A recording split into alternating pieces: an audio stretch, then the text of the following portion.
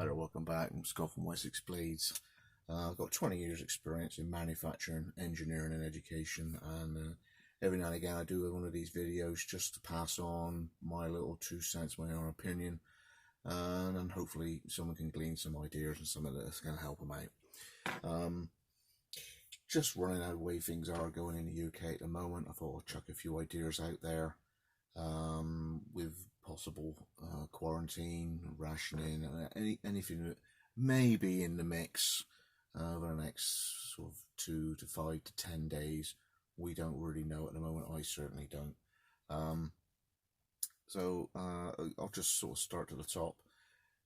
If you are getting stuff from, you're purchasing from supermarkets, would it get to the point when you would actually be wearing a mask in the supermarket and be wearing disposable gloves in order that the packaging of the food and the trolley handles and the pin machine and all the transfer of contact of human skin on something is then moving forward and passing things on.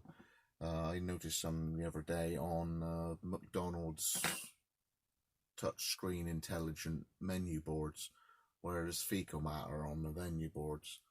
Oh, for goodness sake, it's the 21st century and people don't even wash their hands after going to the toilet. So, I mean, it's hard life, isn't it? I mean, what else can we expect from, humanity when grown people can't even wash their hands properly? So maybe consider that it might be worth going to some budget hardware store, is it a Proper Job or something, and buying one box of 100 of these cheap gloves. I use them because I'm gluing. I use epoxy resin, so I just happen to have these things around, and it suddenly dawned on me, for the cost of that would do you for goodness knows what things. Tasks around, maybe you had some chicken and you just don't want to take the chance, okay, of getting an upset stomach because you don't normally cook what you're doing, and then you're doing something new. For the sake of the cost of a box of those gloves, I thought that might be worth throwing it out there. This stuff is harder to find than you'd believe, but the reason that we buy it as preppers is because we can light fires with it as well. I mean, I bought that for the prepper meat last July. I suppose I went to the toilet 4 or 5 times, so I've used enough for there's the use, and the date on it is it 2022 or something? Yeah, January 2022.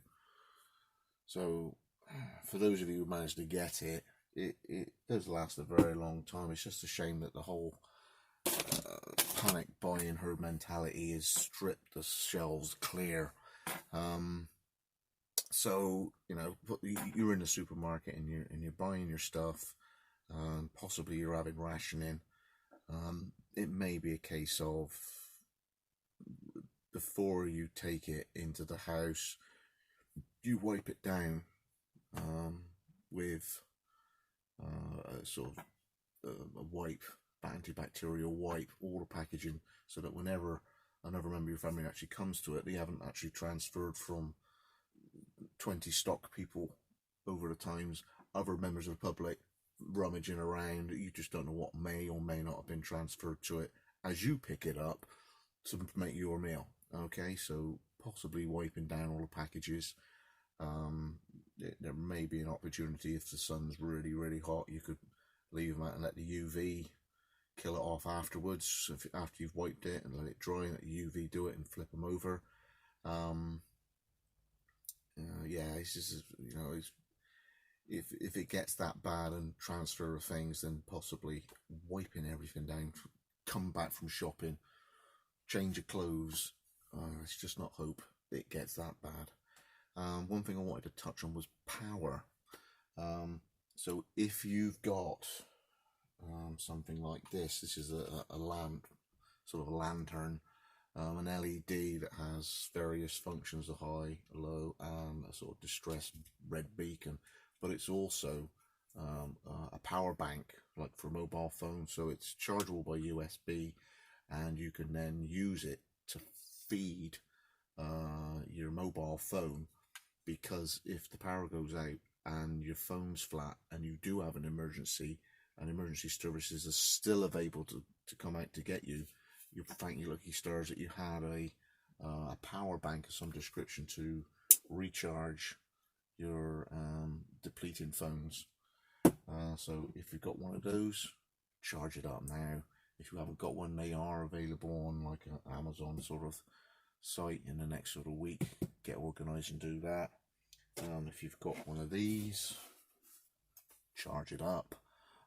So this is a jump starter for a car.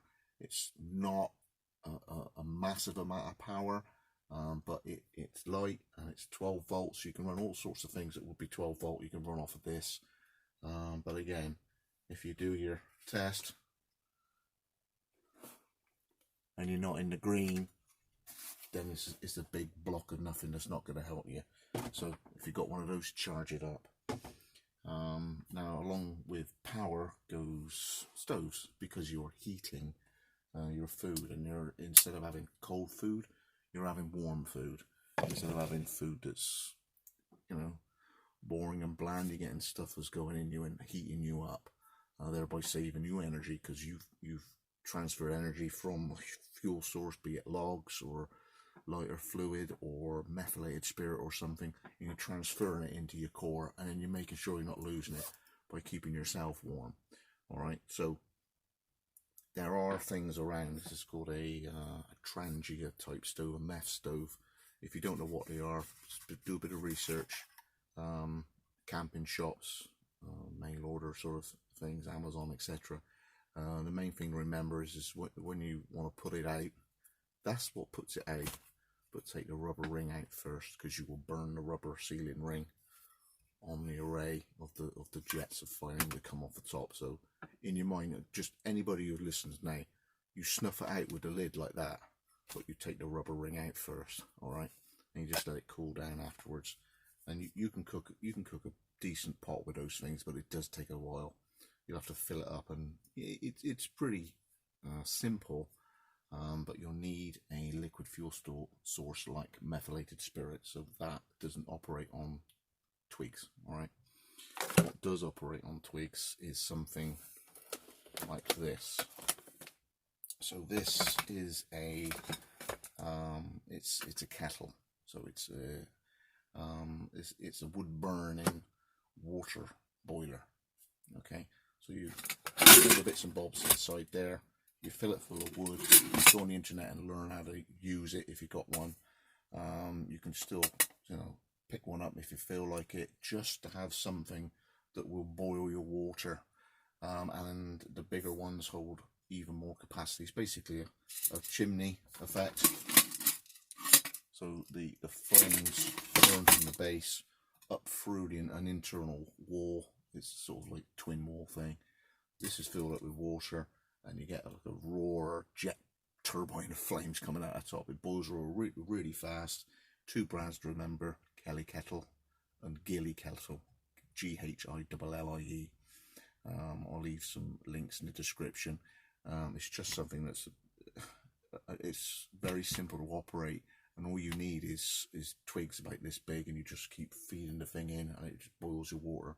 You can cook on them; they're not that great for cooking, but in this situation, you know, you need something to boil water. One of these kettles, by Gilly Kettle or Kelly Kettle, very, very suitable for cooking. All right. Trying to think what else there was. If you've got torches that are based on batteries, it's no good if you haven't got enough batteries. If you've got a source that are based on NiCads, NIMS, rechargeable lithium-ion ones, it's no good unless they're charged up. So these have all been charged up.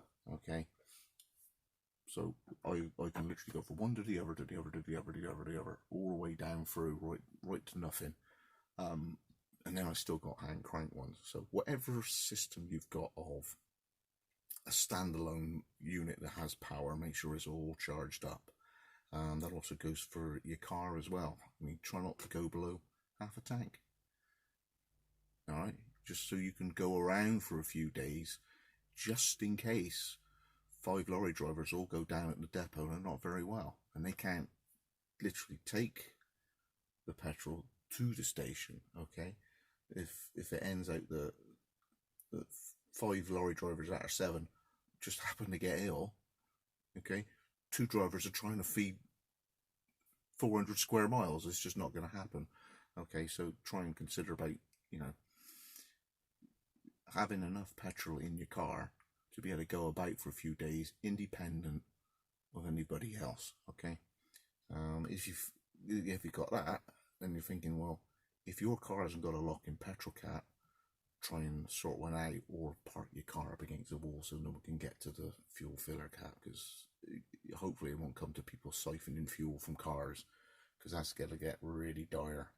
If I try and go back to food and more things at the moment, so herbs and spices, I mean, they last absolutely, I mean, years, okay, if that need be, and it'll just zing up your food a treat. So herbs, spices, and it puts little trace elements in your food that you may not be getting a great diet of the, you know, the bland pastas and rices and everything else. But if you just keep mixing and matching, you're putting dried fruit in, you're putting nuts in, you know, there's nothing wrong with a decent bag of nuts with a Ziploc bag. And I looked at this and it's like best before end October 2020. You know, there's 6 months storage in that opportunity there. You know, if I would stay away from the noodles if possible and get packets of this pasta and sauce, because you got to boil up some water. That's a meal. A little bit of, you know, dried meat in there or something, and you're away again.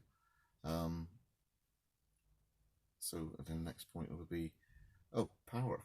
Gas canisters. I mentioned on a previous video, if you've got stoves, gas stoves,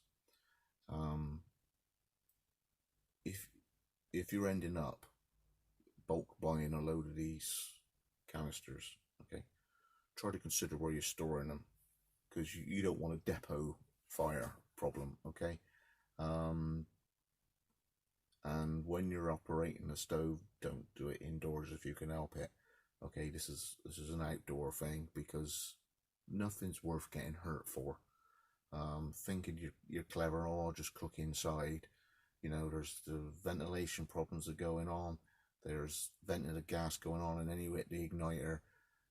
Play it safe, guys. It's not worth anybody getting hurt over any of this. It'd be really cool if no one got burnt, no one got cut, no one fell over in the dark, no one got food poisoning.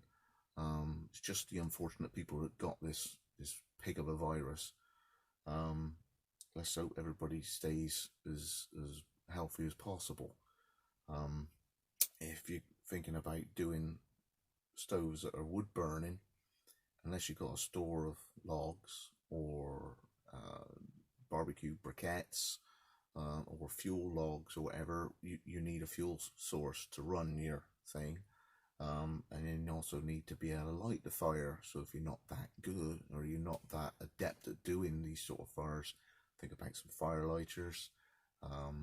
Think about ways to just make your life as easy as possible.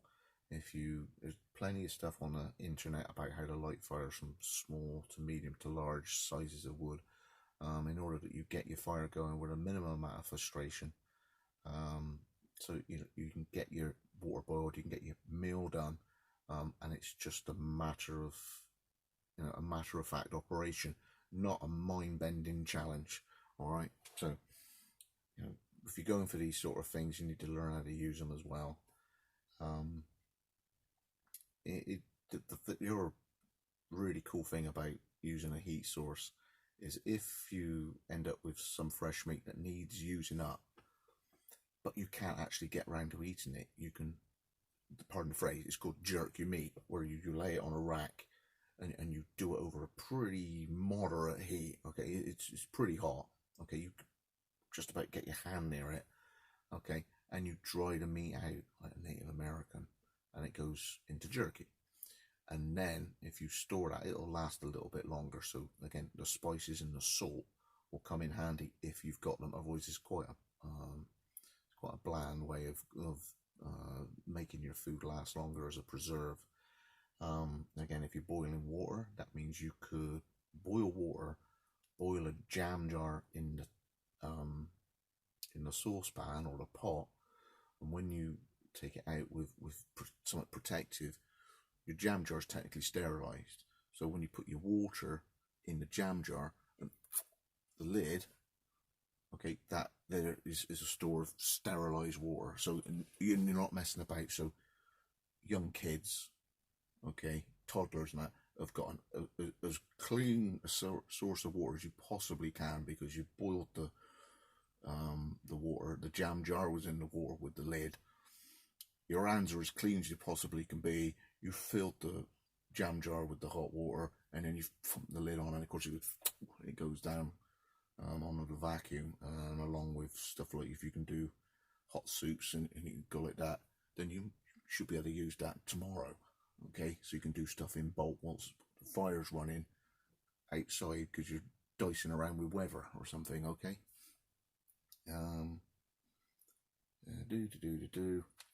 If you're chopping logs and you've never used an axe before, do yourself a favour and learn how to use an axe. Go on Ramir's How to Use an Axe, because the last thing you want to do is miss and put that axe head through your shin or foot. Okay, so if you're using chopping materials and chainsaws and all the rest of it, for goodness sake, learn and know how to use it properly, because we'll end up with another accident. Okay. Down to cleaning: bleach, soap and detergent for clothes. There are detergents that you can hand wash in, but they're actually quite caustic, so consider using gloves with that. Have a dedicated big bowl or a barrel, or sort of plastic flexible trug things for doing all the washing, and use rubber gloves, because you don't want caustic burns. The last thing you want is a trip to casualty. Bleach and whatever wiping down surfaces is an easy one cure sort of thing. So bleach for surfaces, bleach for sterilization of cooking utensils, if you're washing in the water, and just make everything as clean and as sterile as you possibly can. And right at the end, just a little piece of a sort of ray of hope. There are things on the market that can make your life a damn sight happier. Something like this has the magic words: simply add water. You get yourself a pack of that, and your family will love you forever, because instead of boring bland pasta, they've got cookies. So you make up the dough, heat the fire up, you use a baking tray or something as a hot skillet, and you just gently make your cookies outside and have fun making marshmallows on a campfire. And let's hope we all get through this and we lose as few people as possible. Scott from Wessex Blades out. Stay safe, everybody.